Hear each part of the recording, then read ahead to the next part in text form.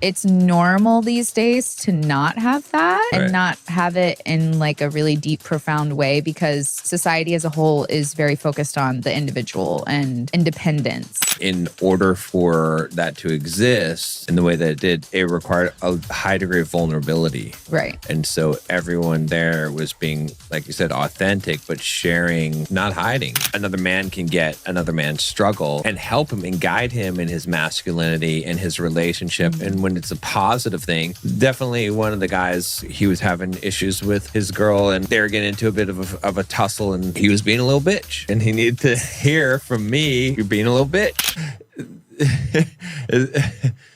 It's you kind of understand the appeal of a cult.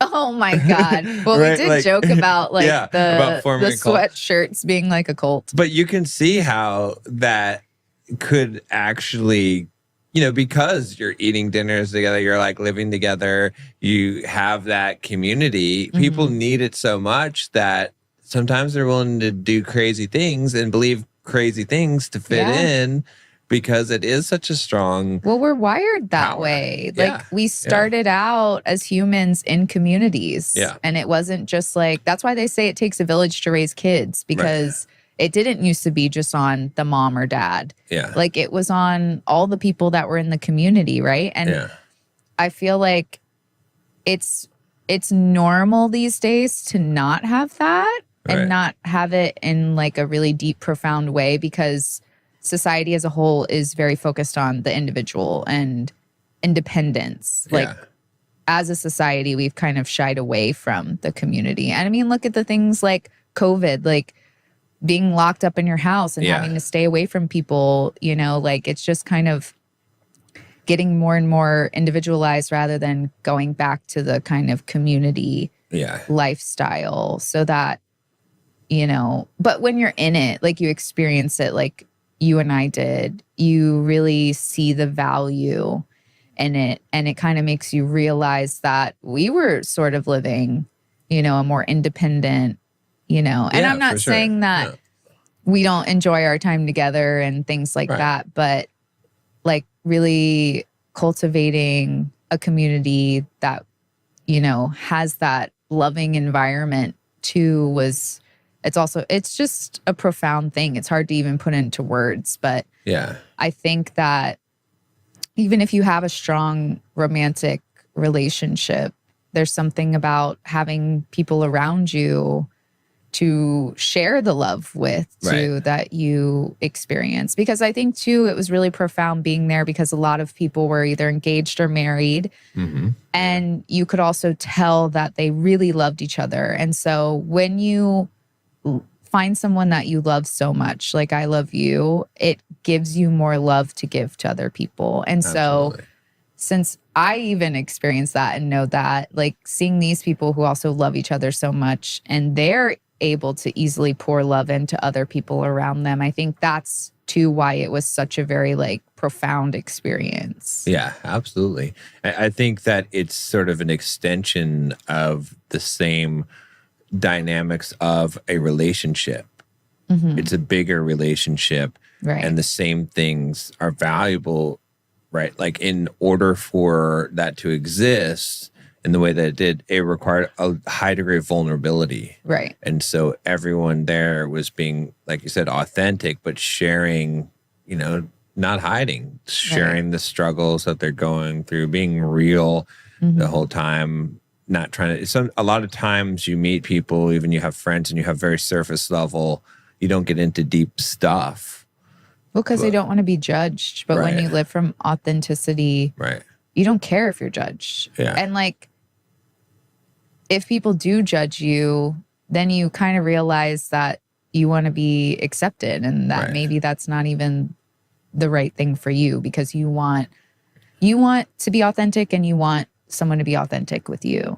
Right, exactly. Yeah. And even one of the guys, Christian, had come up to me and was like telling me a lot about some pretty deep stuff that was in his life, and about, crying and the last time he cried. And it was great. It was beautiful because that was the environment that was being created there, where where it could come out, where these things could be talked about. And, and that's just amazing. And I realized that's what we were missing from our lives because it's valuable. I've been missing that from my life for a very long time. Right. You know, never had that degree of community. But for us to be able to enter that as a couple, I feel like it also strengthens the relationship. I think it's also valuable too, because we've been kind of holding it up in the fortress on our own. And it's actually, the podcast has helped in a way because it's given us some amount of accountability because we're talking about what's going on in our relationship. And so that's actually sort of served as a proxy community for us.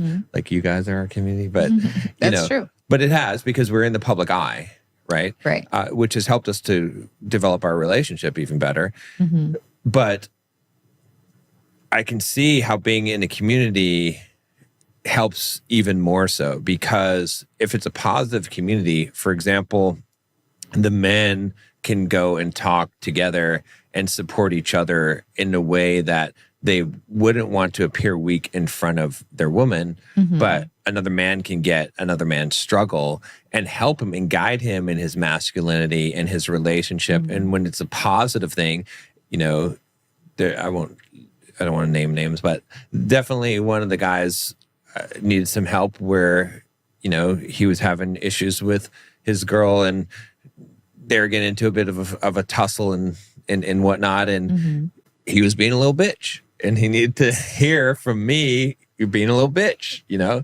And that's, you know, it's funny, but like, that's not the language that a woman would use. And if a woman used that language to a man, that it wouldn't be good. No. But me as a man, me telling him that is the highest form of respect, man to man. That like, it's like the fact that I'm going to tell you that means I really care about you. Right. Because most people won't tell you that. And like, we have that level of trust where that's a meaningful thing. It seems like a derogatory thing. My but female brain cannot comprehend. But I mean, it's similar. Like, women aren't as like abrasive about it. But like, one of the girls also talked about telling another girl, like, I don't like the person that you're with, right? Like, that's essentially the same thing without being like... Yeah, but it's, you know, it's like when... As abrasive, you know, it's like, I love you, man. Stop being a bitch, right? It's like, you know, that's where...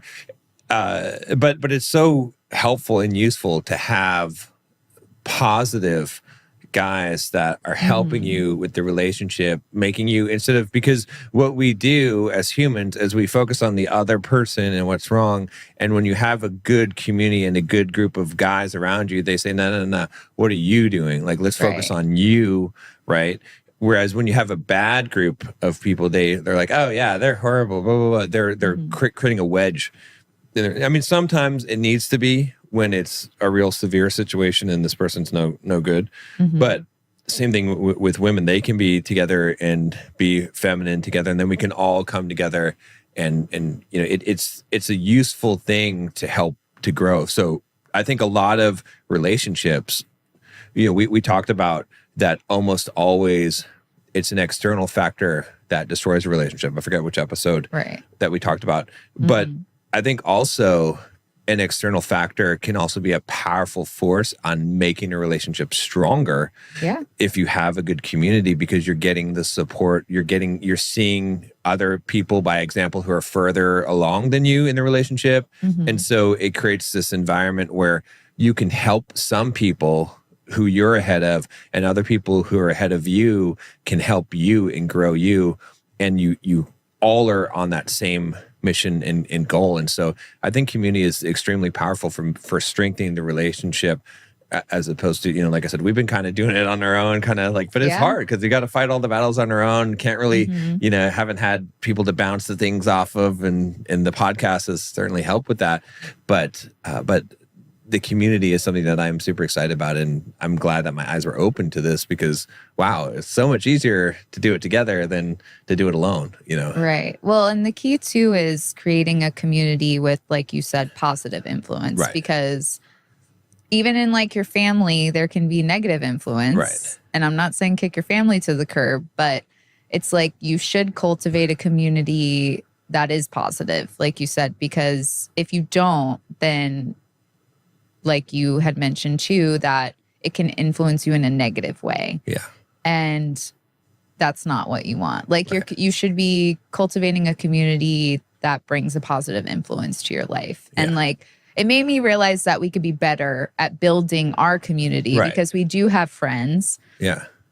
But we haven't like got them all together, right? Like in a way like they did. And where I think the most profound thing from this past week was that even the like couple getting married, like it wasn't all on their shoulders to connect. Like everyone connected with each other separately. Yeah.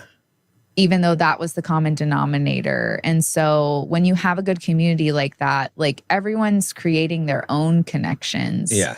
And they're still meaningful because everyone, like you said, is being authentic and genuine and vulnerable. Right. Like I think you're 1,000% right that a lot of it too was that people were vulnerable. And like we know what that takes for people to be vulnerable. We know that that can feel scary. And so these people felt safe enough with us to tell us these things, right? And to tell them to a group of people. Yeah. Like we had met a lot of them for the first time. A lot of them had met a lot of the people for the first time. But you honestly couldn't tell if you were on the outside looking in based on the conversations that were being had. So yeah, it was just, it made me realize that, you know, if you get your good group of people that you have together and bring them together and help them develop relationships like and connections with other people. And that was something that we weren't really utilizing as much as we could. Yeah.